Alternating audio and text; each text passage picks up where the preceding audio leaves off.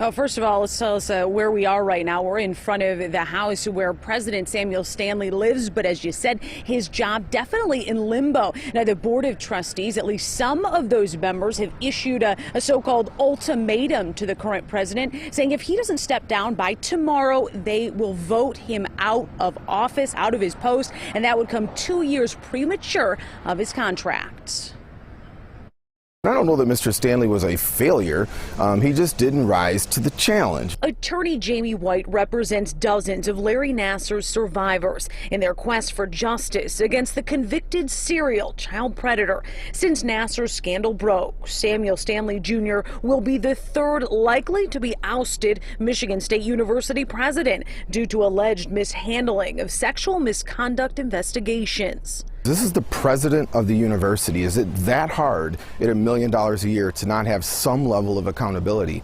Published reports indicate that Stanley's handling of so-called Title IX and other internal investigations are dividing MSU's Board of Trustees, hitting a tipping point with an ultimatum delivered from some board members saying if he does not resign by Tuesday, there are enough votes on the 8-member board to remove him from his post, where he was supposed to stay for another 2 years. Sending a shot across the bow to other people that may come into this position that we're not going to tolerate this. Clearly, Mr. Stanley is going to be terminated or resign. As of Monday evening, the board and Stanley, by way of attorneys, are working on next steps, but time is ticking. If he steps down, he gets 1 year's salary of nearly $1 million.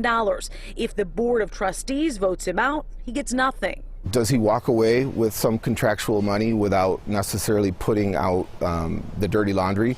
And I think that's the balancing act that they're working through right now. In a statement from Board Chair Diane Byram, a Democrat, she says she's backing Stanley, saying he should be allowed to complete his contract and requesting he receives a formal apology from the board members who have questioned his abilities and caused outrage. We root for Michigan State University. We want them to succeed. We want them to heal and be a better institution. And so this is a little bit of a punch in the gut, right?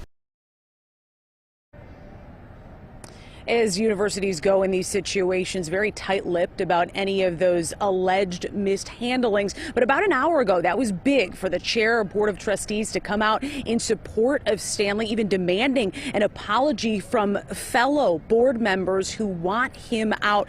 But again, this could all shake out to be along party lines in terms of how the Board of Trustees votes. It could be separated, Democrats and Republicans, but definitely hoping to see some movement on the issue in the next 24 hours as that ultimatum promises. Reporting live in East Lansing, Jessica Dupnack, Fox 2 News.